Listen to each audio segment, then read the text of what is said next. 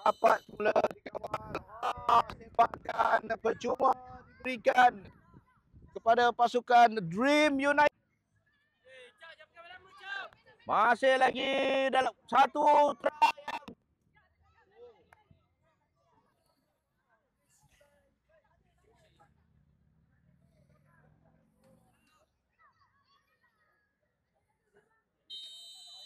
Sepakan percuma.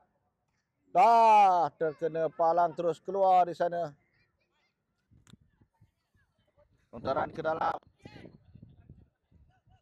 Fox Beast dirampas dengan selambanya. Masuk ke dalam kosong kotak penalti. Satu try yang agak lemah sedikit ke sisi kiri beliau. Terus menolak ke dalam kawasan kotak penalti. Bertemu. Dah try. Mudah beliau apabila gawang telah terbuka luas untuk gol yang pertama. Satu try yang dapat diselamatkan oleh penjaga gol. Terpaksa baring beliau. Satu lagi hantaran. Gol!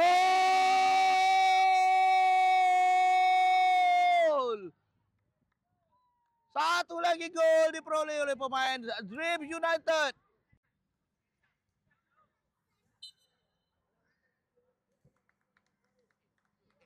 Tinggi. Gol sekali lagi.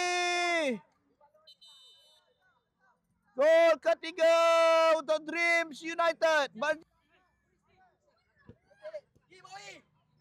Dapat dalam kawalan pemain Fox Beast. Satu try. Dapat dikeluarkan oleh penjaga gol. Menangkap bola tersebut. Kedudukan selesa. 3 gol mendahului. Masih lagi dalam kawasan. Gol juga akhirnya.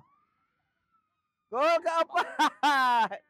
Setelah bangun, duduk, bangun, tergolek. Pergerakan. Bermain 1-2 bersama rakan-rakan. Atu hantaran terus ke sisi. Dapat dijangkau oleh pemain mereka di sana. Cuba masuk. Hantaran. Satu tandukan yang baik. Menarik. Bermain-main di depan gol. Apa yang mereka lakukan ini? Satu try. Gol. Gol. Gol kelima diperolehi. Apa yang cuba dilakukan oleh pemain pertahanan. Satu kedudukan selesa. Tetapi pasukan Fox Beast juga tidak berhenti dari melakukan gerakan. Satu try. Gol. Penjaga gol.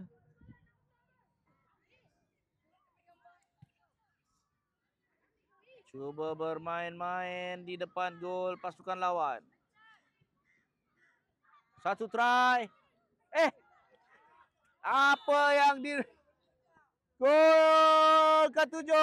Satu lagi gol. Dreams United berjersey merah masuk ke dalam kawasan kotak penalti. Berada pada kawalan mereka. Satu try. Dan itu dia gol yang ke-8. Gol ke-8 pemain Dreams United. Permainan diteruskan, kata pengadil. Fox Beast cuba mendapatkan sekurang-kurangnya satu gol. Bagaimana? Satu gol yang cantik. Cantik gol tersebut. Satu try.